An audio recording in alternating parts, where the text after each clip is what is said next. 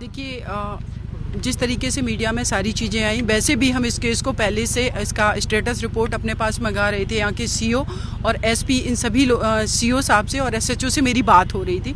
इन्होंने मुझे सारे सेक्शन, सारी चीज़ों के बारे में बताया और मैं उस बेटी से मिलना भी चाह रही थी जब वो सफदरजंग पहुँची, लेकिन उनकी डेथ हो गई। उसके बाद मैं इस परिवार से मिलने आई हूँ। इस परिवार ने मुझे बुलाया है। उनके जो ब्रदर हैं सत्येंद्र, उनसे मैं कंटिन्यू कॉन्टेक्ट में हूँ, लेकिन इशू ये है कि जो पुलिस है वो उनके गाँव से उनको नहीं निकलने दे रही है और मुझे उस गांव में नहीं जाने दे रही है। तो आखिर एक लीगल जो भी उनको हेल्प चाहिए कि सही डायरेक्शन में इन्वेस्टिगेशन हो, सारी चीज़ें हो, तो इनको मेरे से क्या लॉ एंड ऑर्डर का इशू है।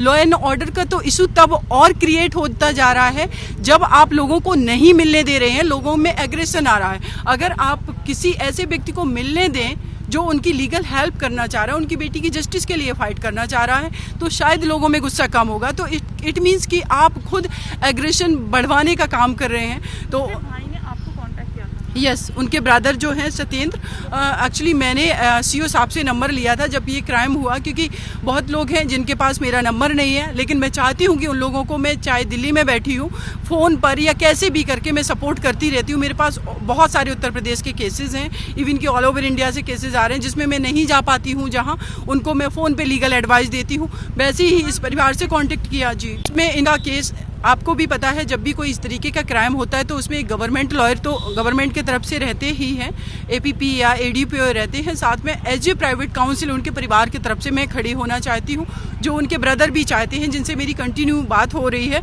लेकिन उनसे मिलने ही नहीं दिया जा रहा है। सबसे बड़ी बात यह है कि मैं दिल्ली से आई हूँ और यहाँ पर मैं बहुत कोशिश करी हूँ, मैं बहुत रिक्वेस्ट भी की, भी हुआ, सभी ने देखा, लेकिन इन लोगों का कहना है लॉ एंड ऑर्डर फेल हो जाएगा। तो मेरे जाने से क्या लॉ एंड ऑर्डर फेल होगा, ये पूछना चाहते हैं। हम एक डेमोक्रेटिक कंट्री में रह रहे हैं। आर्टिकल 19 में हमें फ्री मूव करने का, अपनी बात रखने का अधिकार है।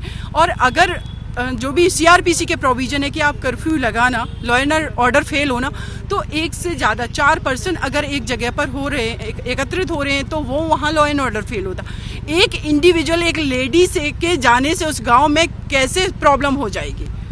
देखिए, मैं पूरी उम्मीद करती हूँ कि डीएम साहब और एसपी साहब हमें मिलवाएंगे और मैं उनसे मिल करके जाऊँगी। कम से कम लोगों को ये मैसेज जाएगा कि ये लोग एडमिनिस्ट्रेशन कोऑपरेट कर रहा है, उनके लीगल एडवाइज़र को उनसे मिलने दिया गया, एडवोकेट को।